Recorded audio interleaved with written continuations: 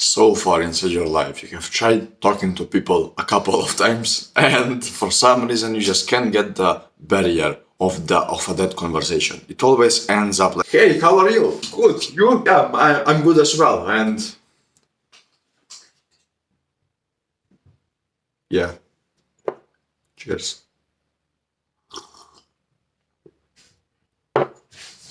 A long silence continues, and you just decide at the end of the day to just break the silence because both of you can tell, feel extremely uncomfortable. Your guts are literally turning over inside your stomach. So you want to end this thing as quickly as possible. So you just say something weird. Oh yeah, and my mom is calling me. Bye bye. You leave and that's it. You didn't make a friend, you didn't make good impressions on them, you just had a dead conversation and that's it. So inside this video, my friend, I'm going to teach you what I personally have discovered after speaking with probably about hundreds of people, how to actually speak with people, how to actually get them interested in you, how to actually make them like you after your first conversation with them. So, what is one mistake that we usually do whenever we speak with people? Can you guess it? You are self-interested. I am self-interested. Now, that isn't a bad thing. That just shows that you're actually a human being. But whenever it comes down to speaking with other people, we shouldn't be self-interested. Now, self-interest is a great thing. You click this video because you are self-interested. You are curious as to how are we humans able to make other humans like us, and you want to learn that skill, you want to learn that ability. So naturally you came to me so I can teach you something. Now you were curious about your own interests, and my interest is just that you actually get some advice and just join my free school community. That's it. That's just it. And my interest comes second, only after I teach you something. So I can teach you something right now, and you don't even have to join. But you, at the end of the day, you still got your interest. So that is exactly what we need to do to other people. We need to talk in terms of their interest rather than ours. Because the reality is, I don't care about your interests, nor you care about my interests. You don't care about my community, bro. I don't care about your mother. I don't care about anything inside your life, just as you don't care about anything inside my life, unless we make ourselves care about each other. And how do you do that? Well then, you first of all begin with talking in their interest, in terms of their interests. Now, what does this mean? And how can you actually make this happen? Well, let's say you are in the gym, and there is this pretty cool guy who is, I don't know, he has a very nice hair. He is very nice dressed. His bicep is literally showing through his shirt. He has a six-pack. He has everything that you want, and you honestly want some advice from this guy. You would honestly want this guy to just spill some gems upon you so that you can actually learn something for the future of yourself. But how do you go about this? Do you just go ahead and there and just ask him, "Oh yeah, but bro, could you give me some advice about this?" You could go there, maybe it will work, but most of the times he will just reject you and he will just give you some basic advice. But if you actually go there and compliment them on their looks, maybe their shoes are shined, maybe their physique is looking pretty great, you can actually go there, walk up to them and say, "Hey brother, I just noticed you, and I must say, your physique is amazing. Your physique is amazing. Your hair is amazing. Literally, you as a whole look amazing. And I would honestly want to be where you are in the future. Is there anything that you would honestly give me so that I can actually reach your level in the future?" Now he is more likely to give you that advice that you want because you already gave him what he wants. How does this work now? Usually we humans have few desires. Like the basic desires, the desire for shelter, food, warmth, comfort, and all of those desires that everybody taught you while you were in school. But there is one hidden desire that nobody told you.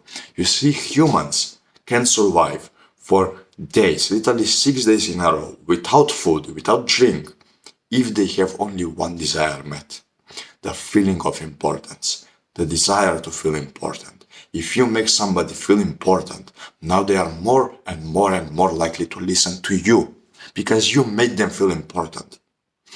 And in today's era, man, with the social media, with the technology that you can just swipe on Instagram and all of that, so many people are deprived, are starving for this feeling of importance, for this appreciation. So by just simply spewing out some few genuine words to these people, by just simply saying to them what you honestly feel like about them, you can make their day and you can make them like you more than they like themselves. Simply because you just gave food for their ego. Yes, it sounds terrible, but you just fed their ego. You just fed their ego and now they will reward you for it. And that is exactly what you wanted. They will become your friends because they want more of you.